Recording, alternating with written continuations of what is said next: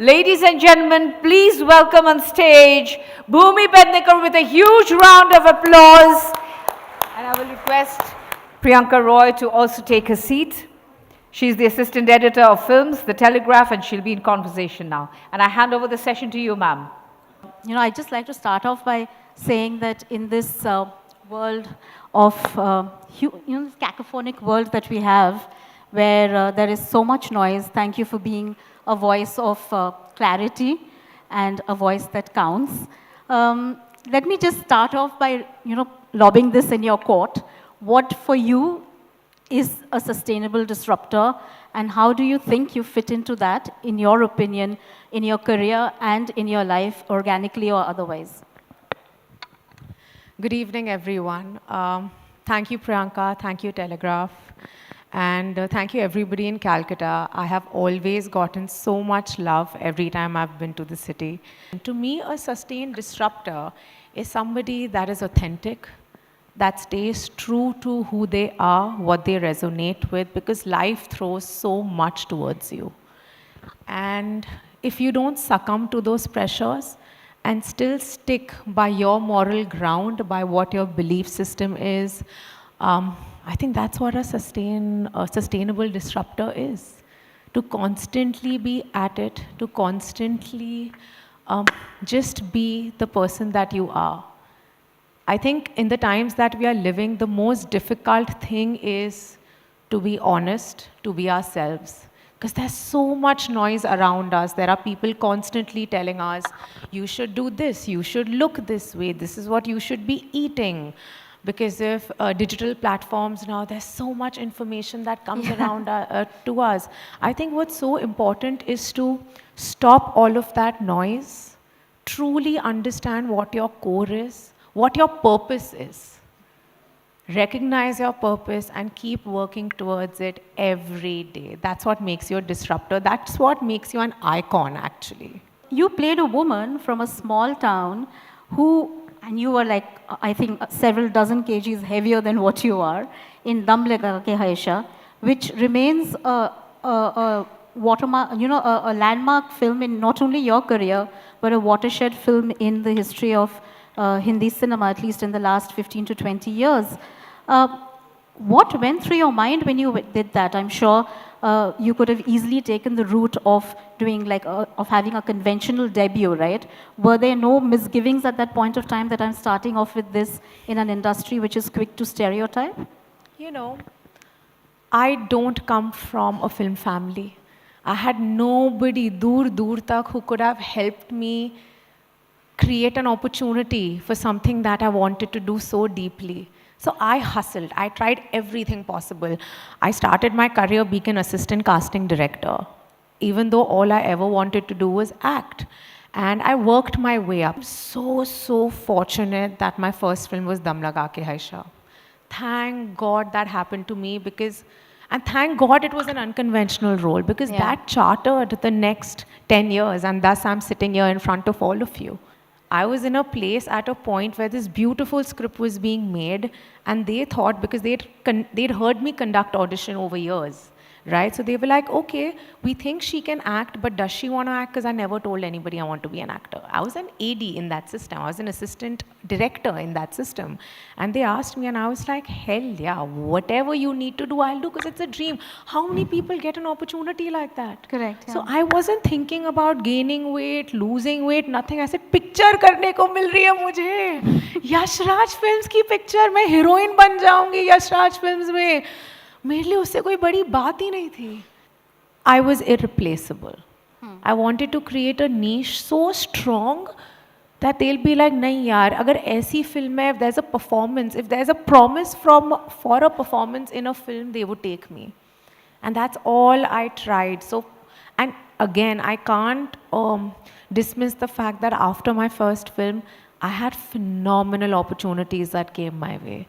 Right from Toilet Ek Prem Katha as my second film, it's a dream with Akshay Kumar, a film that is so impact driven, where the girl has such strong agency. it was a dream for me. And then whether it was a Shubh Mangal Savdhan, again, I think I thrive in comedy. Again, that film had a messaging. Yeah. You know, it was just so ahead of its time. It's actually one of my most favorite films. And just the opportunities that followed was so great. Like my fourth film was with Zoya Akhtar. I got an opportunity to work with Abhishek Chaubey. These are hardcore filmmakers. And I don't know, you know, I keep going back into time and I'm like, what happened? Why did I get these chances? You know what? But I don't have an Never answer. question it. Just go with it. You're right. Yeah. But then, has anyone ever told you that you're irreplaceable for a particular role? Well, my last film, Bhakshak, was specially written for me.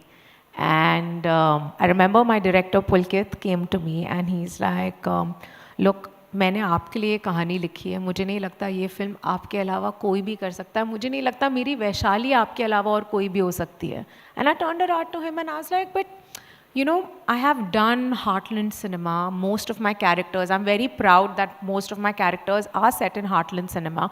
And I was like, don't you want to explore this with some other actor that probably hasn't done it? He's like, no, because I truly feel that this part needs a certain honesty and realism and performance, which I think you can lend to the film. And I think for an actor, there's nothing more motivating and encouraging than that. That's a huge compliment. Absolutely. And I've said this time and again on various public platforms that the word no has a lot of power. And often women don't know how to use it. We don't know how to exercise it because we feel so burdened about refusing something, because we are constantly taught that, oh, there are only those many opportunities, and if you say, no, we will get somebody better, I'm sure you might, because I think everybody that I share this time, all my colleagues, they are wonderful women. I'm sure you will, but we are constantly conditioned, right, कि you know, हम आप पे एहसान कर रहे हैं कि आपके पास ये रोल आ रहा है, but मेरा मन नहीं है, तो आप रखो. That's very nice to hear. I mean, 10 years down the line to have that kind of, you know, that zeal to get up every morning and do, not many people can say that. Priyanka, you're going to see the same energy 30 years later when you call me on this platform, and I'm sure you will. You're going to see the same energy. I promise you that. I'm very, very sure about that. Okay. You know, this is a dream role. And then I got to do it with Taapsee, and I think our chemistry was cracking. She's still my sister. And I think when you do such a special film, the bond is truly deep. There's such deep love and respect that we have for each other. And I'm completely her hype girl, and I think she's completely my hype girl. We are constantly, and I think it's, and I'm also saying this at this point because there's this narrative that लड़कियां दोस्त नहीं हो सकती, ये किसी आदमी ने बनाया था, क्योंकि लड़कियां बहुत बहुत अच्छी दोस्त होती हैं. लड़कियां या हीरोइन दोस्त नहीं हो सकती? नहीं नहीं, अब तो आप, you can't be on that team. You can't be. Why? I mean, we are human, yeah, Priyanka. We are human. There are no cat fights. I've had everyone thinks that, right, from the outside. I think back in the day people did. Yeah. I think now things are changing, because even if you see on Instagram, like I've actually worked a lot with co-stars that have been women. Konkana, Ananya, Taapsee, Kiara. Right. Rakul and I have done a film together. I hope I'm not forgetting Yami. Yami. Right? So I have done incredible amounts of work with women, and it's always been such a secure, safe space. Badai is by far one of my most favorite films even to watch. I've always been an ally. You know, I've had queer friends. I have been a part of many coming out stories. And I remember as a teenager, when we were like 15, that was the first time I had a male friend of mine come and tell me that he is gay.